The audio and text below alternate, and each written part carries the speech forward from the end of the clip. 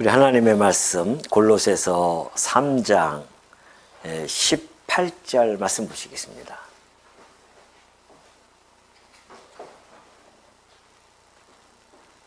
골로새서 3장 18절부터 4장 6절까지 교독하도록 하겠습니다.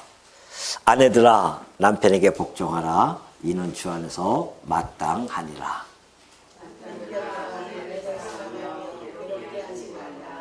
자녀들아 모든 일에 부모에게 순종하라. 이는 주 안에서 기쁘게 하는 것이니라. 아들아 너희 자녀를 노엽게 하지 말지니 낙심할까 하니라. 종들아 모든 일에 육신의 상정들에게 순종하되 사람을 기쁘게 하는 자와 같이 눈가림만 하지 말고 오직 주를 두려워하여 성실한 마음으로 하라. 무슨 일을 하든지 마음을 다하여 주게 하는다고 사람에게 하지 말라. 이는 기업의 상을 주께 받을 줄 아나니 너희는 주 그리스도를 섬기느니라. 우리를 행하던 자는 그의 공을 받으리니 주는 사람을 외모로 취하심이 없느니라. 상전들아 의와 공평을 종들에게 베풀지니 너희에게도 하늘에 상전이 계심을 알지어다. 기도를 계속하고 기도에 감사함으로 깨어있으라. 또한 우리를 위하여 기도하되 하나님이 전도할 문을 우리에게 열어주사 그리스도의 비밀을 말하게 하시기를 구하라. 내가 이 일 때문에 매임을 당하였노라. 그리하면 내가 마땅히 하는 말로서 이 비밀을 나타내리라. 외인에게 대해서는 지혜로 행하여 세월을 아끼라. 너희 말을 항상 은혜 가운데서 소금으로 맛을 낸 것 같이 마라. 그리하면 각 사람에게 말간이 대답할 것을 아니라. 아멘. 4장 6절까지 우리 같이 교독했습니다. 지난 시간에 아마 요 앞부분에 좀 하다가 제가 시간이 관계상 마친 기억이 납니다. 우리 주일날 여러분 골로새서 3장 다 하셨잖아요. 기억나시죠? 생생하게 기억나십니까? 대단하십니다. 저는 말씀을 전하고도 잘 기억이 안 나가지고 물어보기도 하고 그러는데 우리 성도님들은 기억을 다 하고 계시니 감사할 따름입니다. 자, 우리 먼저 복음 진리는 우리가 이제 앞에까지 제가 시간이 없어서 다 말씀드릴 수는 없고 1, 2장은 여러분 머릿속에 딱 들어와 있죠. 제가 그때 도표로 싹 그려놨는데 아마 알기 쉽게 도표로 그려놨기 때문에 여러분이 1, 2장의 그 감동을 충분히 그 도표 하나로 딱 들어올 겁니다. 그렇죠? 기억하고 계시죠, 도표? 예, 흑암의 권세에서 예, 그리스도의 나라, 하나님 나라로 옮겨줄 때에 죄 사함 받는 것, 그 죄 속함, 죄 사함 받는 것은 완벽한 구원에 이르게 되었다는 것, 그리고 충족하다. 더 이상 다른 것들이 필요 없다. 이 일들을 행하신 우리 주 예수 그리스도는 누구다?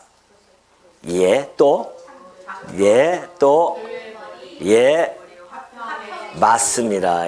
우리 주님 바로 그러한 분이십니다. 그러니 뭐 든든하죠.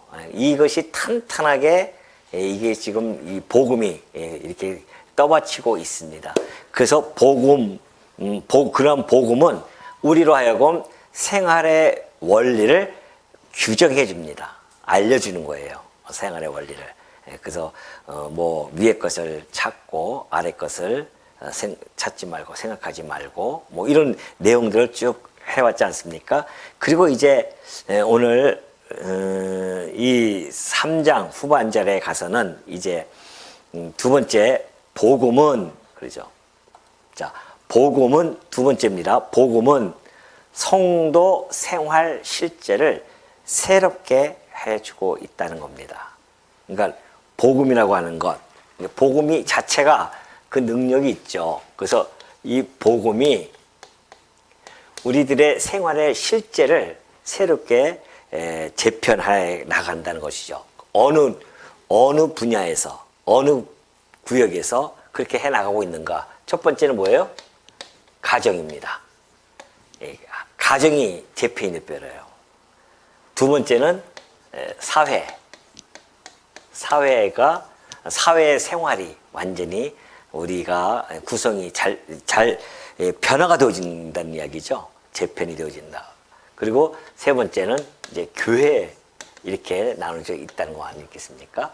이 복음의 능력이 우리의 가정을 변하게 하고 사회 생활을 변하게 하며 우리의 교회 생활을 변하게 한다고 하는 이러한 내용이 오늘 4장 6절까지 그렇게 소개가 되어져 있습니다. 그러면 하나하나 한번 살펴볼까요? 먼저 가정에 대한 이야기입니다. 우리 가정에 어떻게 질서가 세워질까요? 가정 하면은 과거의 이 세상의 가부장제 제도에서는 아버지가 최고의 이 권위를 가지고 있습니다. 지금도 뭐 지금은 많이 아버지 권위가 떨어졌지만은 과거에는 아버지 하면은 이 세상의 가부장 제도는 아버지의 권위가 뭐 절대적이라 할 수 있었죠. 그래서 아버지의 지배를 통하여서 위계 질서가 그렇게 세워지고 있었습니다. 그러나 이 바울은 그때 당시에 이 가부장적인 이 세상의 질서를 그냥 단순하게 지금까지 해왔으니까 그렇게 할 것이다 해도 된다라고 하는 그렇게 승인을 하지 않습니다. 다시 모든 관계를 어디에서 근본적으로 재구성하냐면은 어디라고 했습니까? 성경에 보니까 어디라고 했어요? 어디 안에서? 주 안에서. 그래요.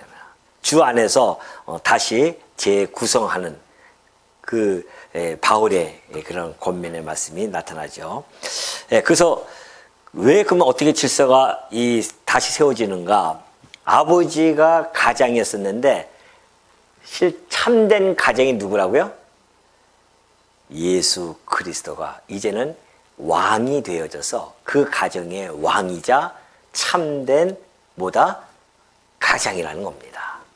그러니까 우리는 그동안에 예수를 안 믿고 살아왔던 그 가정에서는 아버지가 최고의 권위를 가지고 가장으로서 역할을 해왔지만은 이제 예수를 믿게 되어지면 그 가정의 질서가 어떻게 된다? 재편된다는 겁니다. 어떻게 해요? 참된 가정이 예수 그리스도가 앉게 되어지시고 그분이 그 가정의 왕으로서 군림하고 계신다는 것이죠.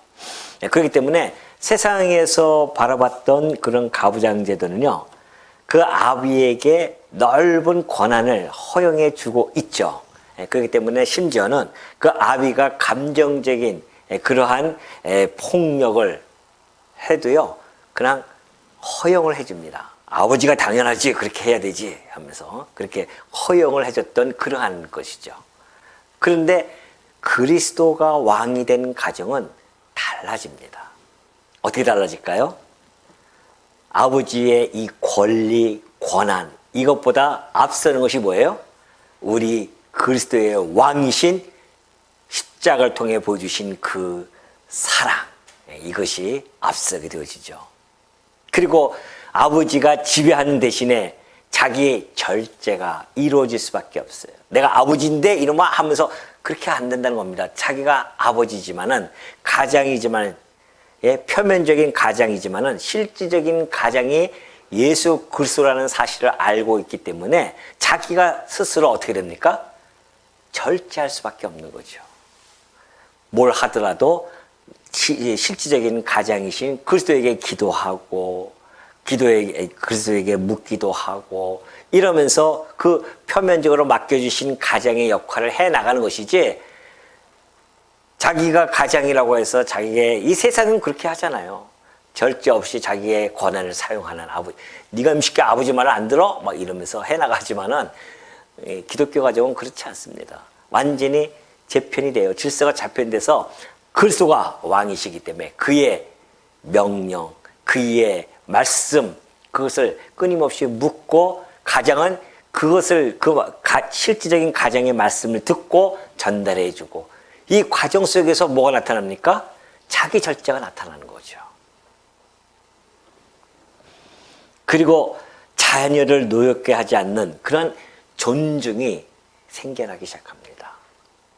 그러니까 우리가 기독교 가정이라고 해도 실질적인 가장을 잊어버려요. 잊어버리면은 자기가 진짜 가장인 줄 알고 아버지들이 이 세상의 가부장제 그 질서하고 똑같이 행동을 취할 수밖에 없습니다.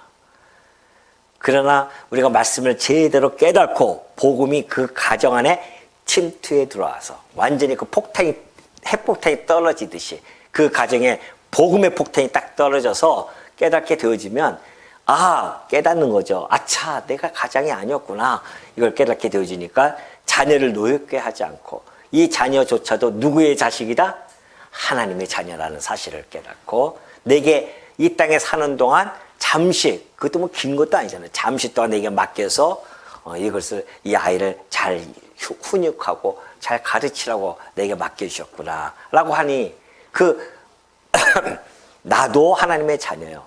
그 자식도 하나님의 뭐예요? 자녀예요. 그러니까 서로 어떻게 합니까? 아비라고 해서 그 아이를 갖다가 무시하는 것이 아니라 존중해 주는 것. 이런 것이 사실 가정이 복음이 들어가면 이런 변화가 있어야 되거든요. 근데 그걸 놓치는 경우가 참 많이 있죠. 여전히 자기가 가정이 되어지고 자기 권한 행사하려고 하고 요즘은 아이들은 그런 거 받아들이지도 못하는데 그러니까 속만 새기는 거예요. 자기 혼자서 속 타다 화병 결리다가 병 들어가지고 늙고 죽는 거 아니겠습니까? 근데 우리가 그리스도께서 우리의 왕이라 우리 가정의 왕이 되어주셨다라는 사실만 우리가 깨달아진다고 한다면 여러분 마음이 한결 편할 겁니다. 혹 자식이 순종하지 아니한다 할지라도 그 아이를 위해서 다만 기도하고 기다리고 참을 수 있는 이것이 복음에 사로잡힌 가장의 모습입니다. 그걸 잘 좀 보여주고 있죠. 아내도 마찬가지입니다. 아내도 남편에게 복종하라고 하는 건데 이 복종이라고 하는 이 헬라어는요 군대 용어거든요. 이 군대 용어인데 이것은 계급대로 정렬하라 이런 뜻을 가지고 있습니다. 계급이 높고 낮음이 열등감이 있을까요? 없을까요? 우등과 열등의 차이가 계급의 차이입니까? 그럴까요? 안 그럴까요? 아니죠. 대령과 대위가 열등이 이렇게 열등함이 있냐 말이죠. 대령보다 대위가 더 열등합니까? 그렇지 않아요. 그 계급에 따라서 목적에 따른 역할이 다를 뿐입니다. 대령은 대령의 역할이 있고 대위는 대위의 역할이 있죠. 이 용어를 지금 바울이 사용해 준 겁니다. 복종하라고 해서 열등하기 때문에 복종하라는 것이 아니라 뭐예요? 계급대로 정렬한다 그런 뜻을 가지고 있듯이 남편은 남편의 역할, 목적에 따라서 역할이 있고 아내는 아내에 따라서 목적의 역할이 있기 때문에 그 질서에 따라서 순종하고 하는 것뿐이지 힘이 없기 때문에 복종을 하고 그렇게 되어진다고 한다면 그 가정은 이미 진정한 가정으로서의 면모가 무너지는 거죠. 그걸 지금 바울이 잘 설명해 주고 있습니다. 그렇기 때문에 기독교 가정이라고 하는 것은 이 세상식의 이 가부장적인 이런 위계에 그냥 성경 구절 하나를 이렇게 딱 덧붙여서 주어지는 그런 종교적인 가정이 결코 아니에요. 실제적으로 십자가와 부활의 주가 우리 그 가정의 실질적인 왕이 되어져서 다스리는 그런 가정이 진정한 기독교 가정이다라는 사실을 지금 바울이 이 말씀을 통해서 전달해 주는 겁니다. 두 번째는 사회입니다. 우리 직장 생활을 하게 되지 않습니까? 직장 생활을 할 때에 이제 노동을 하러 갑니다. 그럼 노동을 할 때에 우리는 수평적 노동이에요. 예수 그리스도를 만나지 못했을 때는 수평적 노동으로 갑니다. 그러니까 그 사람 수평적 노동을 하다 보면은 우리도 인간이기 때문에 때로는 좀 눈치껏 해보고 하잖아요. 그래서 소위 세상에서 통용되어지는 단어가 뭡니까? 좀 뭐가 있어야 된다? 융통성이 좀 있어라. 그거 좀 눈치껏 이렇게 해야 된다. 이렇게 이제 이야기를 하죠. 그래서 사람의 눈치를 보면서 억지로 하는 일. 이것이 이제 수평적인 노동 속에서 나타나는 특징입니다. 현상이기도 하고요. 그런데 예수 그리스도를 만납니다. 그러면 어떻게 됩니까? 노동의 방향이 하늘로 향해서 꺾여버려요. 완전히 달라집니다. 이 수직적 노동으로 바뀌죠. 그래서 뭐라고 합니까? 너희가 무슨 일을 하든지, 거기 22절 그러죠. 종들아 모든 일에 육신의 상정들에게 순종하되 사람을 기쁘게 하는 자와 같이 눈가림만 하지 말고 오직 주를 두려워하여 성실한 마음으로 하라. 무슨 일을 하든지 마음을 다하여 누구에게 하듯 주께 하듯 하라. 여기 사회도 마찬가지입니다. 그 위에 누가 주께 하듯 하라. 가정도 주가 우리의 왕이시고 우리 가정의 왕이십니다. 사회에서도 내가 주 앞에서 살아간다는 것을 확연하게 확실히 보여주고 있습니다. 무슨 일을 하든지 마음을 다하여 주께 하듯 하는 것. 그래서 수직적인 노동이에요. 이제는 수평적인 노동. 사람을 위해서 일하는 것이 아닙니다. 단지 내가 가서 돈을 일하고 돈을 받기 위한 노동이 아니에요. 이제 우리 성도님들은 이 사고의 방식을 완전히 바꿔야 됩니다. 전환시켜야 돼요. 우리는 자칫하면은 내가 가서 얼마만큼 노동을 하면 그 노동의 대가로서 얼마만큼 페이를 월급을 받는다 이렇게 생각하지 않습니까? 그럼 너무 좀 불쌍하지 않아요? 그 남의 밑에 가서 그냥 온갖 욕도 얻어 먹으면서 그렇게 동료들과의 불찰, 마찰이 일어나고 이러면서 우리가 정말 이 쓴소리, 그런 소리 다 들어가면서 겨우 한 달 월급 받으면은 그 신세가 얼마나 초라하겠냐 말이죠. 근데 우리 성도들은 그런 자리에 있는 분들이 아닙니다. 그 사회 직장에 가서도 그것이 예배의 자리라는 것을 잘 보여주고 있죠. 그래서 여기 보면 직업과 사회생활은 뭐예요? 세속의 영역이 아닙니다. 성도에게 있어서는. 바로 하나님께, 이 교회만 교회고 사회에 나가서 직장이라든가 또 사회생활 하는 것, 이것은 세속이야. 이렇게 이원론적인 우리의 삶이 아닙니다. 다 이론론적이에요. 우리는 다 뭐예요? 하나님께 드리는 예배의 자리로 변환이 되어진다는 겁니다. 직장에 가서도 예배의 자리에 거기가. 그래서 죽게 하듯 하는 겁니다. 그곳에 가서. 그리고 사회적인 통념에 의해서 일한 만큼 대가를 받으면 그걸로 족한 겁니다. 그럼 내가 그 어느 기업에 가서 막 열심히 일하면 내 거 될 것도 아닌데 이게 뭐. 그렇다고 내가 열심히 한다서 이 기업이 내 거가 되나? 이 상속자는 저 사장의 아들인데 이렇게 생각할 수 있잖아요. 이게 얼마나 시야가 좁은 생각입니까? 기독교는 그런 생각을 갖는 것이 아니죠. 왜냐하면 바로 24절에 뭐라고 얘기합니까? 이는 기업의 상을 누구에게 받아요? 주께 받는다니까요. 그 결과가 주께 하듯 하는 자는 결과가 기업의 상을 받아요. 이 종들, 아무것도 가진 것 없는 그 종들, 사회적으로 아주 가장 낮은 자들, 그런 자들에게 바울이 지금 기업의 상속자로 하는 이 놀라운 언어를 그들에게 주고 있어요. 지금 세상은 그들을 소유물로밖에 보지 않습니다. 안 그렇습니까? 특히나 그때는 신분이, 종이라는 신분은 더 그럴 수밖에 없죠. 지금도 안 그렇습니까? 직장에 가보십시오. 다 소유물로 보여요. 하나의 기계에 끼어있는 하나의 기계로 보는 거죠. 인간들을. 그것 때문에 맨날 싸우고 노조하고 싸우고 막 그런 거 아니겠습니까? 인권을 보장해달라 하면서. 그러나 이렇듯이 이게 하나의 소유물을 보지만 우리 주님께서는 그들조차도 뭘로 본다고요? 상속자로 보신다니까요. 아니, 기업에서 일하는 것은 썩고 쇠하고 없어질 기업입니다.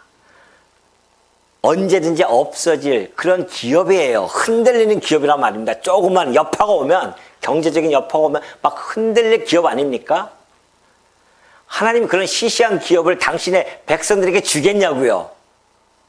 근데도 그것도 모르고 왜 이 기업을 안 주십니까? 라고 그렇게 한심한 소리를 하니 답답하죠. 하나님이 주실 기업은 그런 기업이 아닙니다. 영원히 썩지 아니하고 쇠하지 아니하고 없어지지 아니하고 흔들리지 아니할, 진동하지 아니할 그 기업. 그 영원한 기업을 상속해 준다는 겁니다. 이 땅에서 열심히 주께 하듯하면 그 결과물이 바로 우리에게는 기업의 상속이라고 하는 이 놀라운 결과물을 우리는 이미 보장받고 일하는 거기 때문에 눈에 보이는 그 기업 그거 안 준다고 눈치 보면서 일할 필요 전혀 없다는 겁니다. 우리에게는 영원한 기업을 하나님이 주실 테니까 이 땅에서 그 썩어질 기업에서 그나마 죽게 하듯 그렇게 해라고 하는 그런 권면이 지금 주어지고 있는 것이죠. 그러면서 상전들은 뭘 어떻게 하라고요? 4장 1절을 보니까 상전들아 의와 공평을 종들에게 베풀지니 너희에게도 하늘에 상전이 있음을 알라고 그렇게 얘기합니다. 너희 권한이 있는 자들입니다. 너희가 상전이라는 소리를 듣고 있는데 너희 위에 상전 하나님이 계심을 직시하게 합니다. 그래서 그들로 하여금 의와 공평을 왜 베풀어야 하는지 그 이유를 바로 너희들 위해 상전이 널 지켜보고 있어 라고. 그러니까 그 상전이 자기가 진짜 상전이 아니에요 지금. 근데 착각하죠.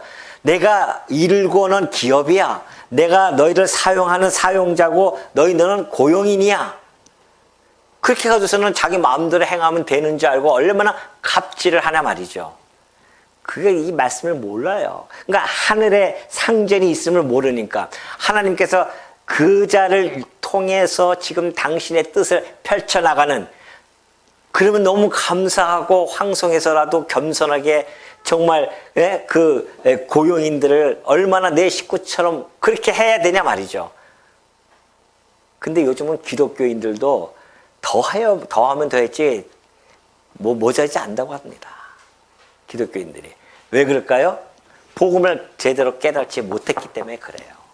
복음 깨닫지 못하면 그렇게 나올 수밖에 없습니다. 이런 행동 모든 것들은 복음을 제대로 깨달으면은 복음에 의해서 나타나는 삶이기 때문에 나타나는데, 복음을 깨닫지 못하면 이것이 전제가 안 되어지면 여기서는 여전히 세속적인 세상적인 풍습 관습이 들어와서 여전히 끌고 간단 말입니다. 그러니까 기독교인이면서도 무늬만 뭐예요? 기독교인이 되어지는 것입니다. 거기에 대한 심각한 인식을 못하고 있어요, 기독교인들이. 그래서 오늘날 많은 사람들에게 기독교라고 하는 소리를 들을 수밖에 없는 이유는 그렇습니다.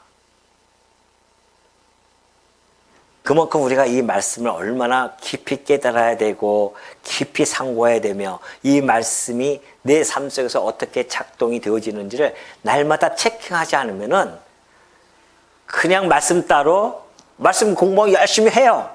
말씀 좋다고 막 공부합니다. 그러나 삶 속에서는 전혀 다른 것이 나타난다니까요. 참된 기독교인의 모습이 아니라 거짓 기독교인의 모습이 나타나는 이 현실 속에서 우리는 정신을 바짝 차려야 되지 않겠냐 말이죠. 말씀 좋다는 것이 도대체 무슨 뜻이냐 말이죠. 그 말씀이 좋다는 것은 그 말씀을 통해서 내가 깨달아졌다는 이야기이고, 깨달아졌다고 한다면 내 삶의 변화가 일어난다는 사실 아니겠습니까? 하나님 중심적인 삶으로서의 바뀜이 있어야 되지, 여전히 자기 중심으로 생각하고 판단하고 자기 중심으로 살아가는 우리들의 이 모습 어떡하냐 말이죠.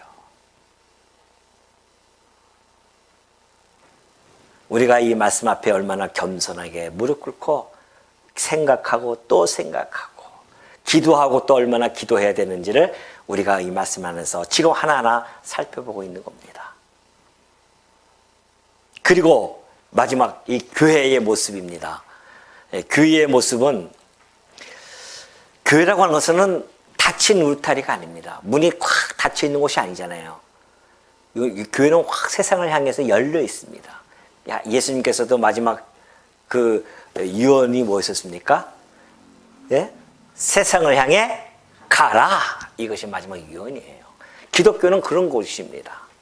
그럼 세상을 가기 위해서는 어떻게 해야 됩니까? 먼저 안으로 향하는 호흡이 있어야 됩니다. 그게 뭐예요? 기도입니다. 기도는 이 기도는 교회의 호흡입니다. 교회 호흡이에요. 우리 성도들의 호흡은 기도입니다. 우리는 호흡을 하듯이 기도를 해야 된다는 거죠. 그 기도할 때에 뭘 기도해라? 전도의 문이 열려지기를 기도하라는 겁니다. 전도의 문이 활짝 열어지기를 기도해야 돼요. 그러면 전도의 문이 확 열려졌으면은 5절에 뭐라고 나옵니까? 외인에게 대해. 자, 전도의 문이 확 열려졌어요. 자, 전도의 문을 열어서 그리스도의 비밀을 말하게 해달라고 그렇게 바울이 권면을 합니다. 그럼 교회가 해야 할 일이 뭐예요? 기도하는 겁니다. 무슨 기도? 전도의 문이 활짝 열리기를 기도해달라. 그럼 전도의 문을 왜 열리게 기도합니까? 뭘 하기 위해서? 예. 너무 단순하게 대답하지 마십시오. 성경도 한번 읽어보십시오. 뭐 하기 위해서? 전도할 문을 3절, 4장 3절 한번 보십시오. 전도할 문을 우리에게 열어주사 뭐 하게 하기 위해서? 예, 그리스도의 비밀을 말하게 하기 위해서. 이걸 두 글자 줄이면 뭐예요? 예, 복음. 전도는 뭐예요? 복음을 전하는 행위 아닙니까? 예. 그러니까 실질적으로는 뭘 전하라? 그리스도의 비밀을 전하는 겁니다. 그가 살아계신 하나님의 아들이시오. 만왕의 왕이시며 참 선지자시며 참 대제사장이십니다. 라는 이 비밀을 전달해 주는 겁니다. 자, 그러면 기도를 했어요. 하나님께서 열어줬습니다. 그 외인을 만났습니다. 그럼 어떻게 해야 됩니까? 외인에 대해서는 어떻게 하라? 네? 지혜로 행하여서 뭘 아끼라? 세월을 아끼라. 세월을 아끼라는 게 무슨 뜻이에요? 세워라, 내워라, 그거예요? 예. 세워라, 아끼라. 이것은 시간을 아껴라. 말과 시간을 아끼라고 하는 이 일반론이 아니에요, 이거는. 밑에 주가 있듯이 하나님이 주시는 기회를 놓치지 말고 찾고 그 기회를 갖다가 찾고 주셨으니까 그 외인을 만나게 주셨으니까 어떻게든지 그 말씀을 전해야 될 거 아닙니까? 그리스도의 비밀을. 보십시오. 그 외인을 만났습니다. 그 맨날 세상 얘기만 하고 끝날 겁니까? 우리는 세상 얘기를 하고 접근하더라도 뭘 찾아야 됩니까? 뭘? 복음을 전할 항상 기회를 찾아야 됩니다. 이게 우리가 해야 할 일이에요, 교회가. 성도님들이 해야 할 일 아니겠습니까? 만나서 차 한잔 마시고 뭐 하려고요, 거기서, 그 사람들. 물론 사업상 비즈니스로 만나고 그런 거는 그렇다 하더라도 그것조차도 그 바탕에는 뭐가 깔려 있어야 됩니까? 비즈니스 위에 뭐가 있어요? 전도가 있다니까요. 복음 전파가. 그리스도의 비밀을 말하는 거 여러분의 생명의 사명입니다. 그 일을 위해서 여러분에게 직장을 주신 거예요. 여러분에게 사업할 수 있는 힘을 주신 거고 근데 그걸 모르고서는 엄한 것들만 세상적인 그런 사업적인 것들만 끌고 가니 하나님이 그걸 가만히 두시겠냐 말이죠. 깨닫게 해주셔야 될 거 아니겠습니까? 언제든지 우리는 무엇을 하든지 이것이 복선에 깔려 있어야 됩니다. 그리스도의 비밀을 나가 말하리라. 그걸 위해서 나가 저 사람을 지금 만난다. 비즈니스로 만나는 것이 아니라 지금 저 사람은 내가 그리스도의 비밀을 전할 자로 이 외인을 하나님께서 내게 만나게 해주셨다. 이것이 딱 머릿속에 항상 들어와 있어야 돼. 그 성도들은. 그러니 비즈니스 하는 가운데 뭐가 해야 돼요? 기회를 어떻게 해요? 세월을 아껴야 될 거 아닙니까? 기회를 찾아야 되죠.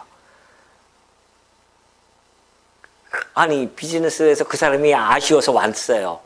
그 사람이 영업상 내가 점심 사드릴게요 하면은 아이고 별뭘 아이고 그래 그냥 알았어요 이러면서 끌려가겠어요? 아 무슨 소리예요? 제가 사드릴게요 하면 얼마나 그 사람이 황송하겠냐 말이죠. 자기가 좀 아쉬워서 왔는데 근데도 우리가 점심을 사드려요. 그러면 일단 어떻게 됐습니까? 그 사람이 고개를 한번 숙이고 들어왔는데 더 숙일 수밖에 없잖아요. 그것이 얼마나 좋은 기회입니까? 좋은 기회예요. 그때 복음이 들어갑니다.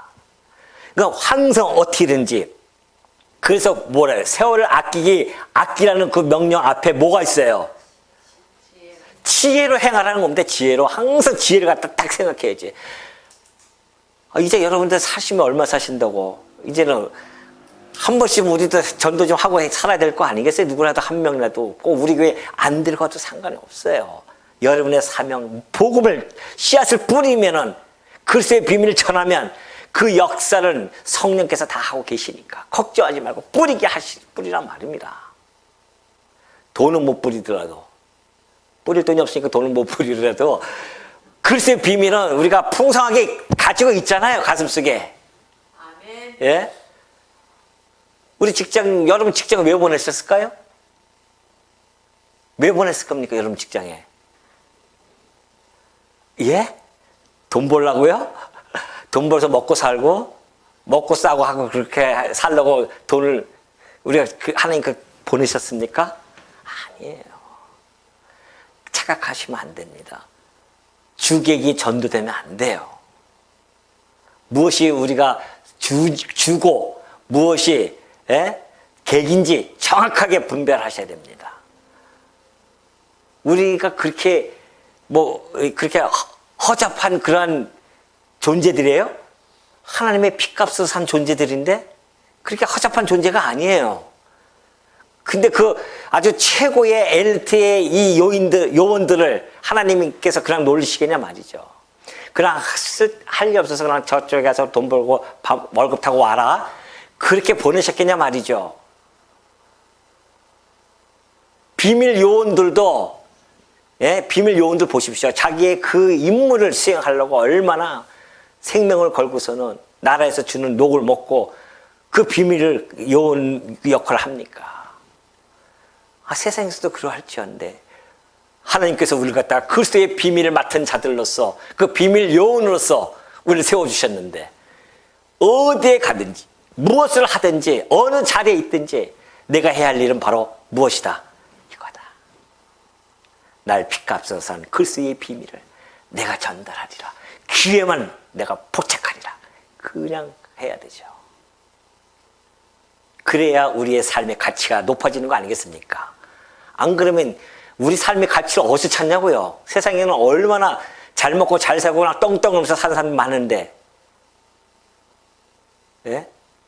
근데 우리는 그런 데서 가치를 겪는 게 아니잖아요. 주의 손에 장중에 붙잡힌 바 되어져서 살아가는 삶, 그것처럼 가치로움이 어디 있습니까? 제가 전에 공부했잖아요. 그리스도의 길이 곧 누구의 길이다? 성도의 길이란 말입니다. 그리스도 안에 그리스도와 함께 죽었고 그리스도 안에 뭐예요? 우리의 생명이 감춰져 있고 또한 그리스도께서 영광 중에 나타나실 때에 함께 영광 중에 나타날 우리들 아니겠습니까? 그런 이야기입니다. 그러니 6절에 보면은 뭐라고 해요? 너희 말을 항상 은혜 가운데서 소금으로 맛을냄과 같이 하라. 그리하면 각 사람이 마땅히 대답할 것을 알리라. 밖으로 향하는 언어는 뭐예요? 기도와 증언. 교회는 기도 그리고 증언. 기도했으면은 증언해야 될 거 아닙니까? 시도도 안 해보고 무조건 기도만 하는 거야. 기도만. 그리고 그 기회가 왔는데도 세월을 아끼지 못하고 그냥 지나가는 거죠. 용기가 없어가지고서. 용기 없으면 하나님께 기도하십시오. 하나님, 내게 붙여졌으면은 말할 수 있는 용기와 주십시오. 그러면 우리가 가지고 있는 외인에게 말할 기회가 포착되어졌으면 어떤 말을 해야 됩니까? 예? 아직 독설스러운 말을 할까요? 무슨 말을 해야 됩니까? 자극적이고 독설적인 이야기를 해야 됩니까? 아니에요. 진리를 아주 선명하게 하면서도 은혜를 잃지 않는 언어. 소금으로 맛을 내는 거와 같이. 부패를 막는 것이 아닙니까, 소금이. 그것처럼 진리를 선명하게 하면서도 은혜를 잃지 않는 그 지혜로운 말. 그걸 가지고서는 전달해 가는 거 아니겠어요? 각 사람에게 마땅히 대답할 것을 알게 될 것이다. 이것이 바로 지금 이 4장 2절부터 교회가 해야 할 일들을 하나하나 다 전달해 주고 있는 겁니다. 그러니 이 복음 공동체 이 교회는요, 안으로는 말씀, 평강, 기도, 감사로 세워지는 것이고 밖으로는 지혜와 은혜와 그리고 성교적인 감수성이 좀 있어야 됩니다. 이걸로 우리가 밖으로 나타나는 것이죠. 그러니 오늘 이 바울이 얘기하는 이 핵심은 뭐예요? 성도의 삶은 하나님을 향한 기도, 그리고 세상을 향하여 뭐한다? 증언. 이것이 균형 있게 이루어져야 한다는 사실을 잘 밝혀주고 있죠. 마지막입니다. 자, 마지막 세 번째, 복음은 성도 교제를 어떻게 한다? 드러내주고 있습니다. 이것이 7절부터 18절까지의 말씀인데요. 자, 이 서신의 마지막 이 인사는요, 그냥 단순하게 그냥 부록처럼 그렇게 다룰 내용이 아닙니다. 복음이 실제 사람들 사이에서 어떻게 구체적인 모습으로 뚜렷이 나타나는지를 보여주는 하나의 창이에요, 이게. 이 7절부터 마지막 18절까지의 그 내용이. 길어서 제가 다 읽어드리지 못하고요. 여기 나오는 인물들 보면은 두기고, 오네시모, 아리스다고, 마가, 누가 등 아주 다양한 신분, 다양한 배경, 이런 사람들이 다 이 복음 안에서 어떻게 됐습니까? 지금 하나로 연결된 공동체임을 바울이 밝혀주고 있습니다. 여러분, 다양한 우리가 배경 속에서 살아왔고, 다양한 신분, 뭐 지금은 신분의 그런 시대가 아니지만은 그래도 다양한 위치의 역할이 다 다르잖아요. 그럼에도 불구하고 우리는 말씀 묻는 소원교회를 중심으로 한 그 교회에 하나 되어진 교회의 공동체란 말입니다. 이걸 지금 바울이 밝혀준 겁니다. 너희들 다 뿔뿔이 각자에서 태어나서 자라하고 배경이 있고 신분이 다르요. 신분 달라요. 다르잖아요. 누가는 의사하고 뭐 또 목회자도 있고 농부도 있고 어부도 있고 다 있어요. 그러나 이 모든 것이 그리스도를 중심으로 뭐 어떻게 된다? 하나로 뭉쳐진 거 아니겠습니까? 하나로 연결되어진 공동체라는 사실을 밝혀주고 있습니다. 그 중에 특별히 7절 한번 볼까요? 7절 보면 두기고가 나타납니다. 두기고는 내 사정을 다 너희에게 알려주리니 그는 사랑받는 형제요 신실한 일꾼이요 주 안에서 함께 종이 된 자니라. 두기고는 사랑받는 형제고 또 신실한 일꾼으로 소개되어져 있습니다. 자, 이 복음, 두기고는 이 골로새서를 들고 가는 사람입니다. 편지를 들고 이제 이 골로새 지역을 갈 자예요. 그런데 복음은 이제 문서로 이걸 바울이 기록을 했습니다. 이것이 문서일까요? 이게 문서일까요? 뭘까요, 보면은? 바울이 문서를 지금 작성했습니다. 이 골로새서가 단지 문서로 치부될 내용이란 아니죠. 물어보고자 하는 질문의 의도를 잘 모르겠습니다라는 그런 눈빛이에요. 생명의 말씀이에요, 이게. 그 생명의 말씀은 아무한테나 맡깁니까? 누구한테 맡겨요? 사랑받는 현재요, 신실한 누구예요? 일꾼에게 맡기는 겁니다. 아무한테나 맡기지 않아요. 오늘 여러분들에게 이 복음을 전하는 이 일을 아무한테나 하나님께 맡기시냐 말이죠. 개나 소나 맡기겠어요? 그 일을? 가장 신실한 일꾼들에게 맡긴단 말입니다. 그럼 그 일을 맡았다고 하는 것은 내가 하나님으로부터 인정함을 받는 종으로서, 일꾼으로서 내가 인정함을 받은 거 아니에요? 신실한. 얼마나 기쁨이 있겠습니까?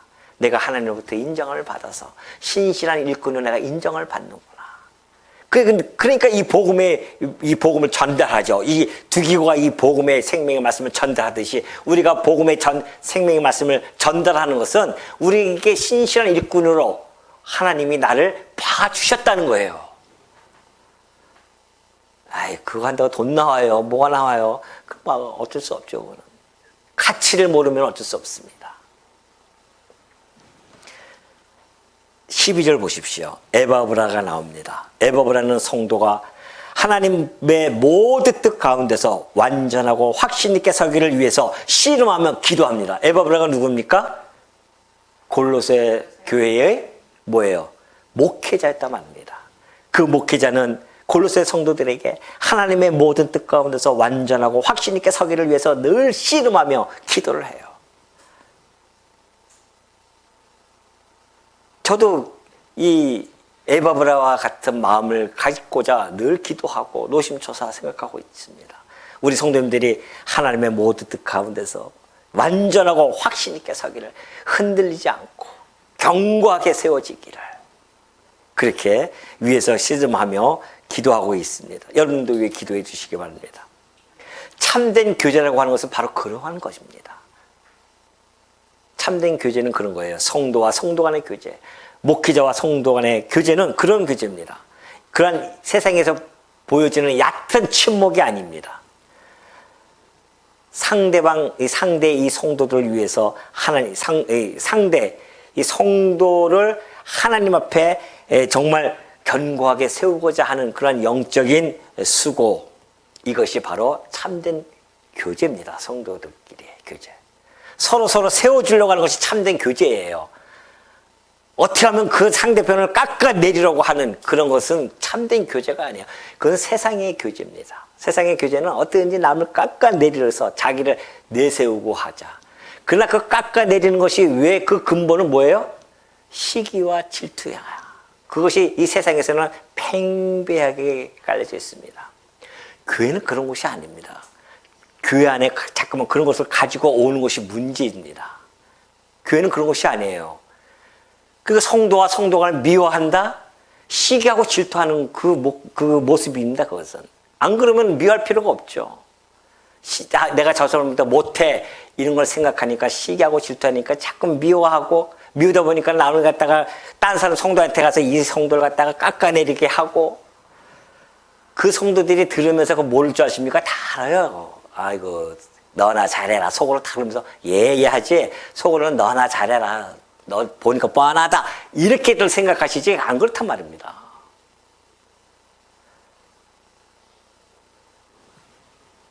그러니 여러분들, 우리가 정말 이 참된 교제, 어떻게든지 성도를 세워줘야 돼요.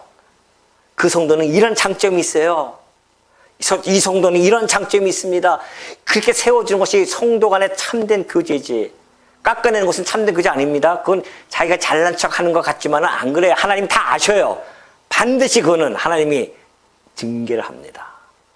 좀 많이 봤습니다. 교회마다 그런 거. 근데 자기가 징계받으면 그걸 뭔지도 모릅니다.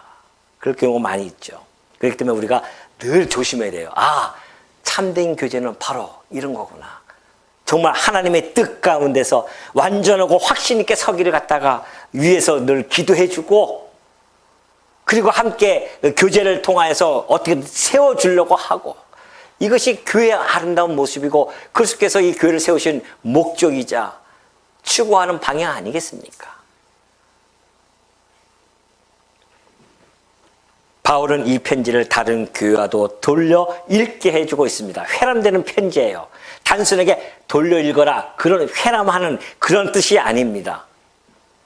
말씀은 한 교회에 갇히지 않고 교회들 사이를 순환한다는 사실을 밝혀주고자 하는 겁니다. 말씀이라고 하는 것은 이 교회가 에베소서에 갔다가 골로새에 갔다가 라오디게아 교회에 갔다가 다 돌아가요, 이 말씀이. 그래서 이 말씀이 각 지역으로 흩어져 있죠. 좀 교회가 다 흩어져 있단 말입니다. 근데 이 말씀이 서로 말씀 안에서 어떻게 된다? 서로 연결된 하나의 공동체임을 바울은 알려주는 것이 목적이 있었습니다. 너희들이 지금 이 골로새 지역도 있지? 너희들이 에베소 지역에 있지? 그게 몇 절에 나옵니까 지금? 몇 절에 나오죠? 16절이죠. 16절.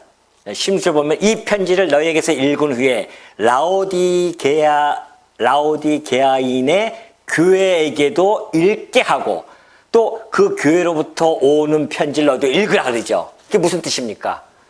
그냥 독서 모임 해라 이거예요? 그게 아니라니까요. 그 교회, A라는 교회, B라는 교회가 말씀으로 하나로 어떻게 됐다? 묶여진 교회다. 이것을 지금 밝혀주고 있는 겁니다. 천명하고 있는 거예요, 지금. 그러니까 오늘 우리 강남노예도 역시 흩어져 있지만, 전국에 흩어져 있지만, 저는 이 주일날 오전 11시만 되면은 정말 가슴이 벅차요. 왜 그럴까요? 전 세계에 흩어져 있는 모든 교회가 주일날 오전 11시에 다들 모여서 예배를 드리며 하나님의 이 말씀을 함께 뭐하고 있습니까? 회람하고 있지 않습니까, 지금? 얼마나 놀라운 일입니까? 하나의 말씀으로 하나로 다 펼쳐지는, 그래서 하나의 공동체임을 온 세계를 통하여서 밝혀주고 있습니다. 교회는 하나야.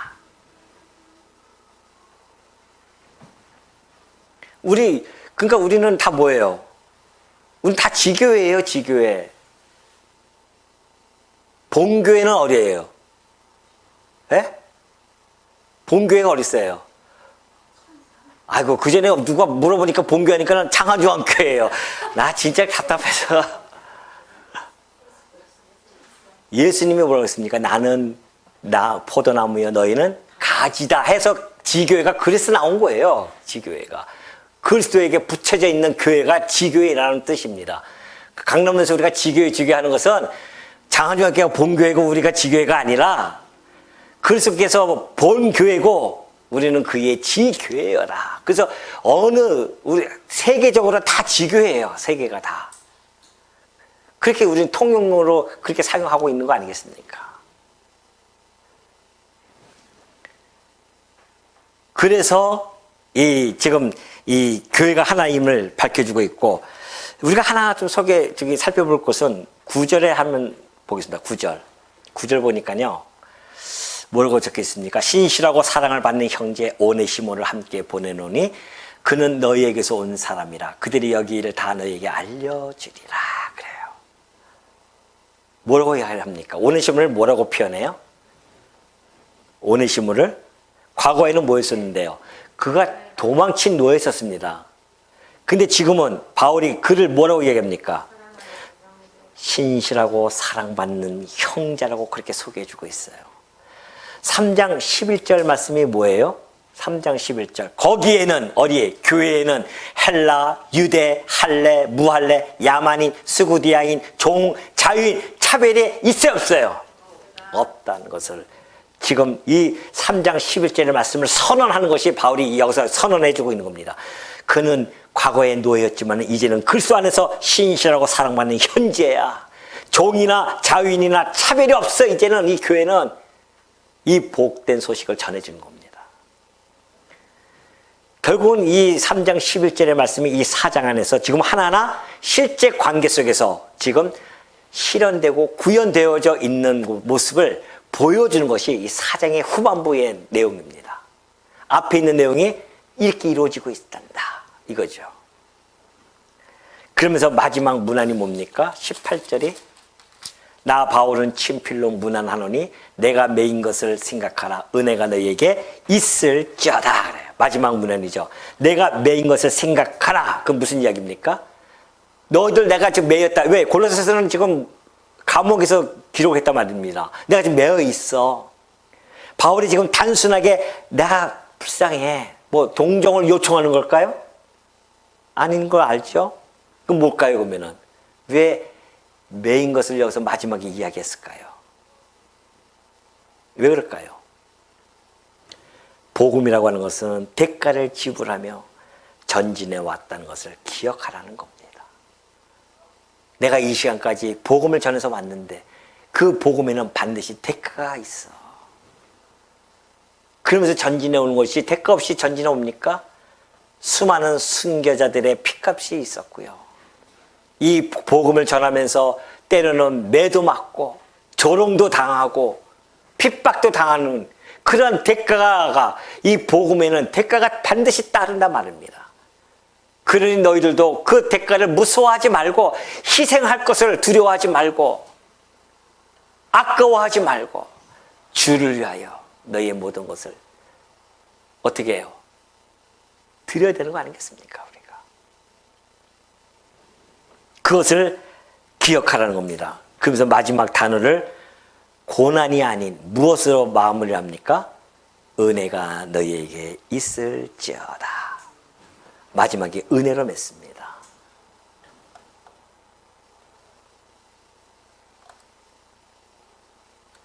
마지막에 뭐예요? 은혜.